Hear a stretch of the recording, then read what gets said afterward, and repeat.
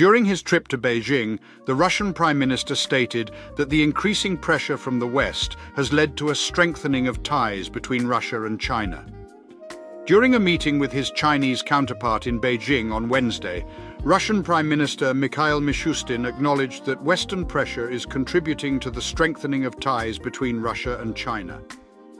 Amid growing international isolation stemming from its invasion of Ukraine, Russia is increasingly relying on China for diplomatic and economic assistance, a trend that is underscored by Mishustin's visit.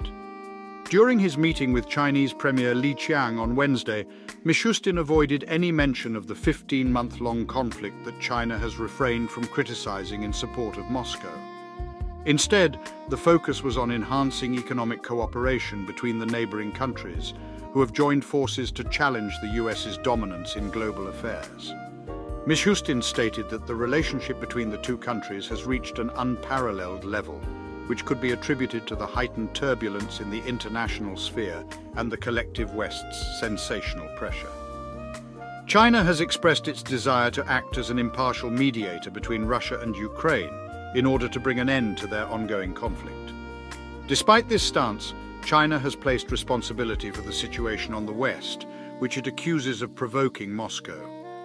Additionally, China has maintained a strong relationship with Russia, both diplomatically and economically, in contrast to the sanctions that have been levied against it.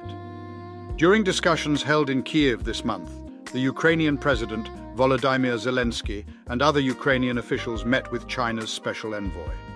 This meeting followed a phone call between President Zelensky and China's President Xi Jinping, which occurred last month. President Zelensky described the call as long and meaningful, and it was the first known contact between the two leaders since the start of the Russian invasion. In February, Beijing presented a peace proposal that was largely disregarded by Ukraine's allies.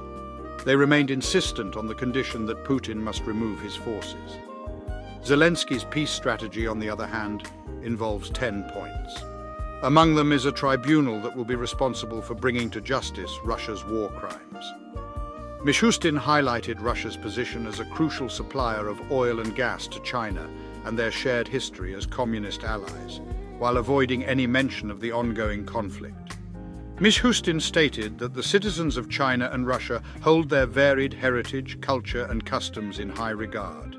He also expressed support for the advancement of cultural practices, communication, and exchange between the two nations.